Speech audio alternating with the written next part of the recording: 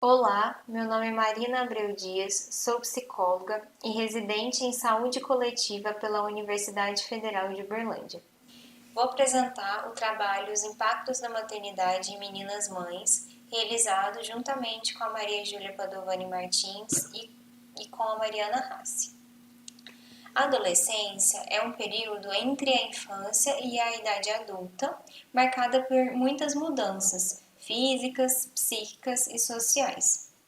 De acordo com a Lei 8.069 de 1990, a qual dispõe o Estatuto da Criança e do Adolescente, é assegurado direitos como saúde, educação, cultura e lazer para essa faixa etária. Além disso, é estabelecido também como dever do Estado, da família e da sociedade a importância de cuidar, zelar e resguardar da integridade física, psíquica e social de crianças e adolescentes. Apesar de existir essa lei, nem todos dessa faixa etária têm acesso a esses cuidados e aos direitos para que possam se desenvolver. Principalmente algumas meninas vivenciam a maternidade na adolescência. Nessa faixa etária, a maternidade é considerada um problema de saúde pública, por provocar maior abandono e diminuição na frequência escolar, afastamento de grupos de convivência, familiares ou amigos, adiamento ou diminuição de planos e objetivos de vida, além de impactos sociais e na saúde mental. No Brasil, entre 2010 e 2020, nasceram por ano, em média, 25 mil bebês de meninas entre 10 e 14 anos. Segundo a Lei 12.015 de 2019, a prática de relações sexuais com menores de 14 anos é considerada crime de estupro. Por isso, esse número de 25 mil bebês em média por ano é alarmante. É importante que essas meninas tenham acesso a serviços de saúde, que tenham seus direitos de aborto, entrega legal do bebê e a realização de um pré-natal e parto de qualidade e que esses direitos sejam preservados. Assim, o objetivo desse estudo, que ainda está sendo realizado, é conhecer a percepção de mulheres maiores de 18 anos que vivenciaram a gravidez e a maternidade antes dos 14. A gente está tentando compreender quais são as percepções sobre o contexto que engravidaram e sobre a rede de apoio familiar e institucional. Realizamos 5 entrevistas semi-estruturadas individualmente com essas mulheres e elas foram convidadas por meio de postagens em redes sociais e aquelas interessadas nos responderam de modo privado. Após esse primeiro contato, foi apresentado os objetivos e agendado a entrevista. Além disso, foi enviado o termo de consentimento livre e esclarecido, o qual tinha informações importantes a respeito da gravação em áudio e da transcrição das informações, de modo em que seria resguardado o anonimato e a privacidade. A pesquisa ela foi aprovada pelo Comitê de Ética e os dados eles foram analisados a partir da proposta de Bardim. A gente realiza inicialmente uma leitura atenta e flutuante sobre o material, formulamos algumas hipóteses e questionamentos, posteriormente categorizamos em núcleos de sentido. Depois analisamos esses dados a partir da literatura. Nesse trabalho, utilizamos referências sobre gênero, sexualidade e produção de cuidado em saúde.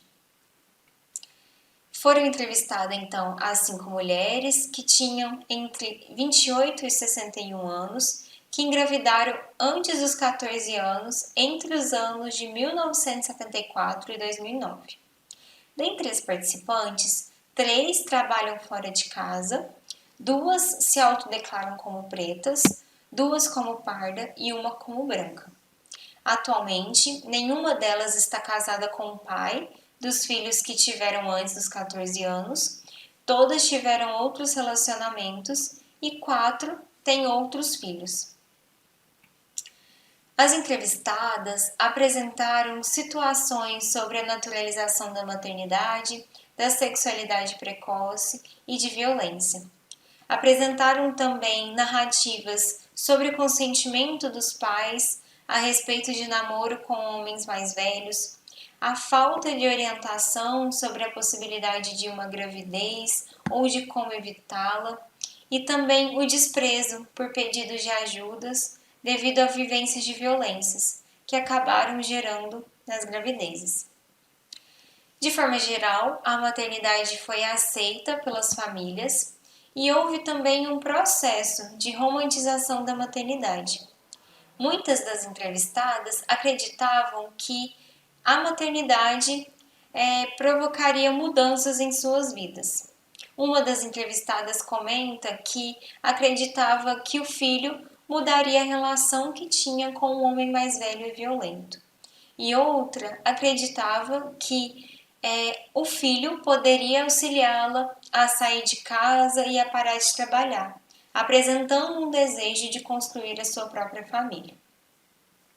Alguns autores apontam que a gravidez é vista como uma forma de lidar com algumas questões difíceis que acontecem no contexto familiar e social, além de proporcionar à mulher o reconhecimento enquanto mulher e também dar um sentido à sua própria vida. Essas meninas, nessa idade, foram exigidas a muitas responsabilidades, principalmente o que envolve o cuidado do outro. Tiveram que amadurecer precocemente para que pudessem cuidar desse filho. Assim, a gente consegue perceber que a gravidez dessas meninas ocorre num contexto de reprodução de papéis de gênero tradicionais, que banalizam o ciclo de violência, invisibilizam imaturidades e tolhem infâncias. A respeito da rede de apoio, elas trouxeram experiências e sentimentos ambíguos. Algumas consideravam que tiveram pouco ou nenhum suporte familiar, apresentando sentimentos de solidão, medo, e reconheceram que a responsabilidade com os bebês foi muito importante para o seu amadurecimento. Outras perceberam que tiveram suporte familiar, puderam estudar e trabalhar, mas se ressentem por não terem cuidado dos filhos. As famílias, então, nem sempre são adequadas como um recurso para diminuir as vulnerabilidades ou para ajudar nesses desafios. Em alguns casos, elas também podem ser a principal fonte de conflitos. Algumas entrevistadas comentam situações em que os familiares as culpabilizaram pelas violências sofridas, incentivaram casamentos e relacionamentos com os agressores e mantiveram o convívio com eles ao invés de denunciá-los. Os relatos das participantes também mostraram julgamento dos profissionais, falha nas informações recebidas durante o pré-natal e a falta de acolhimento no momento do parto. Inclusive, é importante apontar que algumas meninas esconderam a gravidez e não sabiam que estava grávida, adiando o pré-natal. Todas as entrevistadas afirmaram que o direito ao aborto não foi apresentado a elas pelos profissionais de saúde. E de acordo com o Decreto-Lei 2848 de 1940, prevê que há legalidade na realização do aborto, em caso de violência sexual. Anteriormente, tínhamos comentado sobre a lei que aponta que a prática de relação sexual com menores de 14 anos é estupro presumido. Então, compreendemos que a interrupção dessa possível gravidez decorrente de violência é um direito de todas essas meninas mulheres.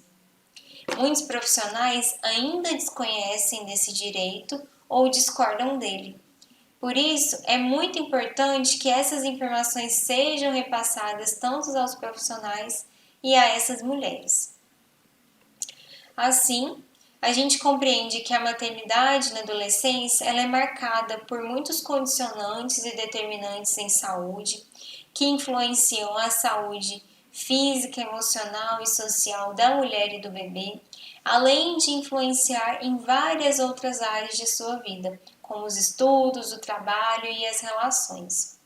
É muito importante que os serviços de saúde, educação, jurídico, assistência social se responsabilizem, oferecem ações e informações sobre educação sexual a essa população, além de observar os contextos sociais nos quais essas jovens estão inseridas e que possam ofertar espaços seguros para que elas possam falar sobre as suas vivências e sejam orientadas adequadamente a respeito dos seus direitos.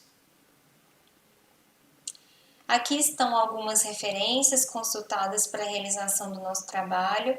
Eu gostaria de agradecer a oportunidade para a participação no Congresso. Muito obrigada.